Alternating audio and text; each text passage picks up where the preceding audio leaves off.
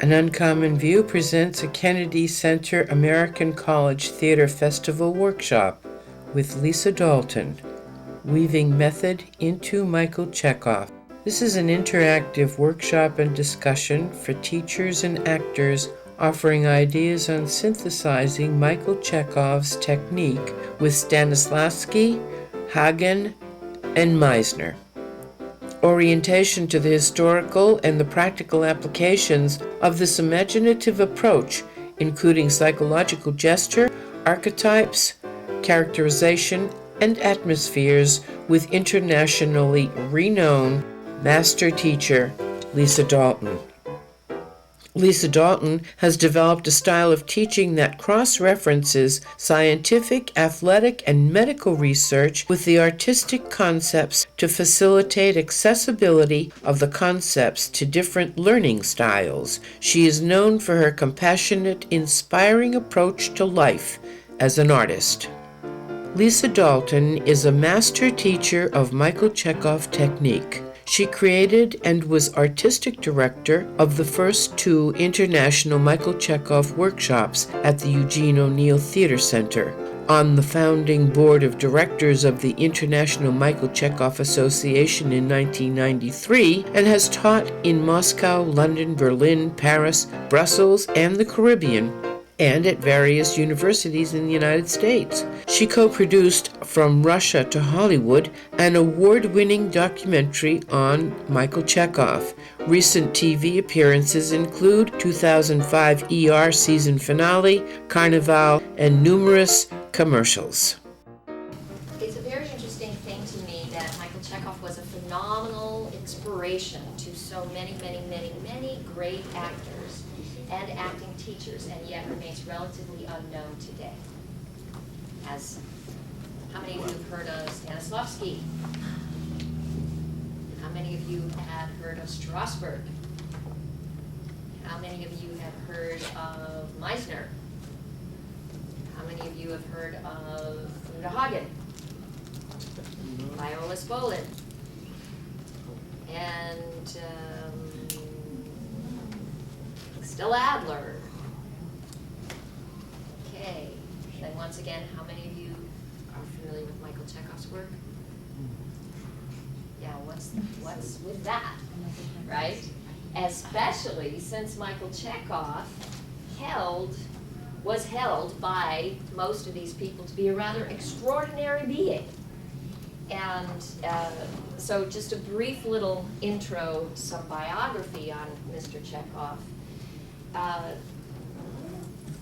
He was considered and is considered by most Russians today to be the greatest actor that ever lived. Why is it then that we think Cherry Orchard and Uncle Vanya when we hear the name Chekhov, or Beam Me Down, Scotty? and how many? If 10 years ago you had seen this word, how would you have pronounced it? Yeah, yeah. So, Joseph Pilates and Chekhov were contemporaries, and they both developed their techniques after World War I, primarily after World War I. I think that the well-knownness of Pilates is to the field of fitness what the word Michael Chekhov will become eventually to the world of actor training. And it is one of my beliefs that the reason that we don't have more Chekhov in actor training today is because we don't know how to understand what he was doing. Sonia Moore, how many people know of Sonia Moore? Sonia looked at me, she said, Stanislavski told me that Michael Chekhov's work is the most brilliant, but that he's a genius and you can't teach it. Uta Hagen said to me, Michael Chekhov's the most brilliant actor I ever saw, and my husband Herbert trained with him. But Michael Chekhov was able to imagine the character and then do what he imagined. And I tried that, it was death to me, and it's death to 90% of the actors who try it. Come on in. To me, what I heard when she said that is visualization doesn't work. And what field of training today is not using visualization? Every athlete, sales, health, etc. And it's true, Michael Chekhov had such strong powers of visualization that in 1924, when he did Hamlet, he had no actor on the stage, and he visualized and projected the image of Hamlet's father's ghost. And audiences saw the image night after night. This led to a lot of anxiety in the Soviet Central Committee, and ultimately, after 4 years of begging and coercing and threatening and insisting that he A, put an actor on the stage, and B, stop teaching other people how to do that, that they finally decided to arrest him and kill him. Fortunately, he had friends in high places and he escaped. If we look at the situation with Stella Adler, when Stella Adler went to study with Stanislavski in Paris, how many people know about this little story? So the group theater modeled themselves after the Moscow Art Theater, and they uptook what they believed was the method, Stanislavski method of acting, and went very deeply into an aspect that has become most famous. What am I writing here? Effective memory. Effective memory. Okay. And Stella went to Paris in the early 30s and studied for 6 weeks with Stanislavski, and he said, "Honey, you're doing it wrong." Stella subsequently came back and told Strasberg, "You're doing it wrong," and Strasberg said, "I'm not doing Stanislavski. I'm doing me." And that, from that moment, there was the breakup of the group theater, which led to people like Bobby Lewis with streams from the group theater there, streams from the Meisner and the Adler and Bobby Lewis and a series, and Strasberg, right? And the thing about the group theater was that they came into renown at this phase when the film world turned from silent to talkies. And so the film world turned to the group theater for their acting. And one could say essentially that this stream became the predominant style of acting in film. And subsequently, in the United States style of acting, the Hollywood style of acting based on this process became the standard worldwide for film acting. And then you saw a stream of theater performances trying to become film performances. And you saw a deep loss of avant-garde and experimental and alternative styles and forms. We can now close that until we hit when? The 60s, right? We went deep enough into this loss of and strict naturalism, and we sprung into Samuel Beckett and absurdism and things like that. If there was where people wanted to come in, they can. No, there's just someone who wanted to annoy us. Okay. If you're annoyed, we can annoy ourselves. So what people missed was probably the second part of Stanislavski's speech to Stella Adler, which was go find Michael Chekhov. Because what he is doing is what I recommend now. Now, what happened was Michael Chekhov had a severely dysfunctional upbringing. And then there's this concept that happens with humanity, with people, that is what we might call a psychological condition, a meta program.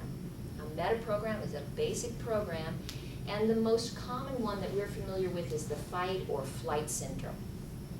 So each person has the general tendency to either fight when the challenge arises or flee, right? So that's a meta program, that basic, I'm a fighter, I'm a fleer, okay? And another meta program is the way we perceive reality. and relate to it. So in Maslow's hierarchy of needs, anybody know what the number one need is? Safety.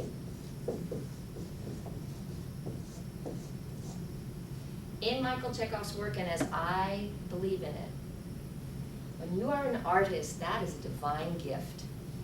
I believe that very, very deeply.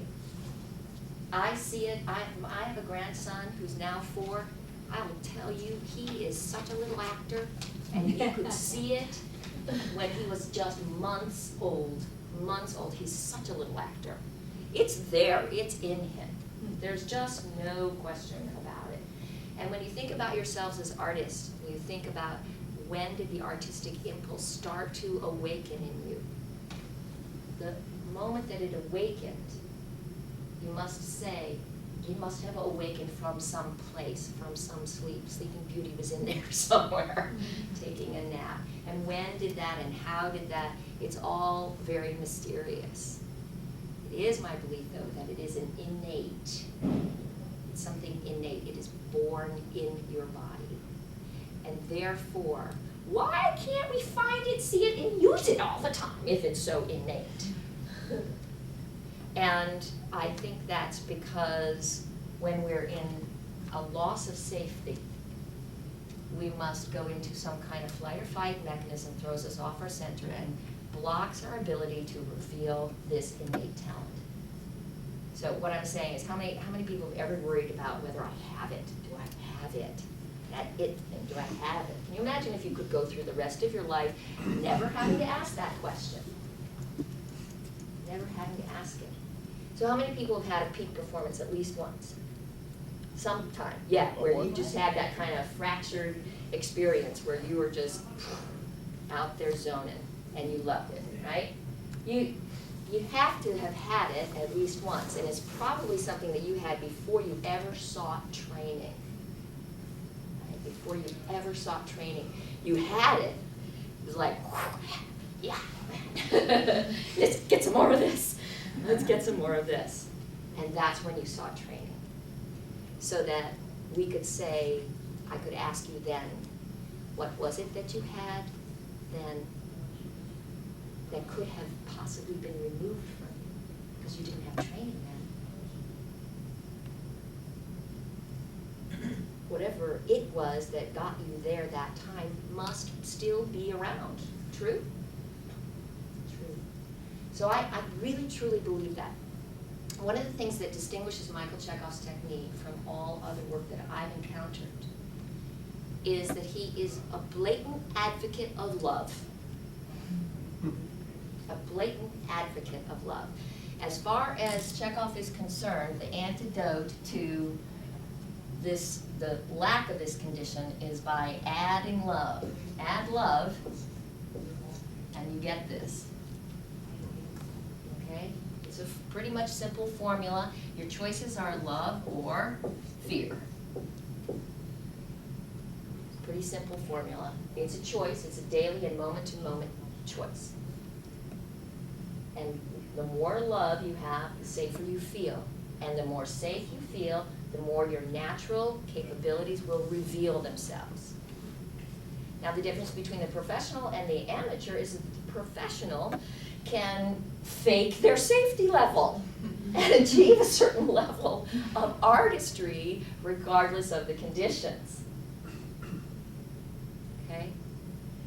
Now, one of the things about this meta program that I mentioned is that some people have a greater safety in the world of reality, and some have a greater safety in the world of pretend. What does that mean? Any ideas? So we could say that for some people, they, right, so remember some people are safer if they fight and some are safer if they flee. We could say that those people who are safest in reality, if they work out of an acting technique that resources reality. So what kind of techniques would we be talking about? Affective memory. Effective memory. What else? Method, I guess, like actual experience. Actual experience. What else? Observation. Observation, yes, yes. So we could say whose techniques fall more into observation. Stella Adler, Uta Hagen, I think they fall a lot into observation. And people who are safest in pretend, what techniques spring from pretend? Chekhov. Michael Chekhov.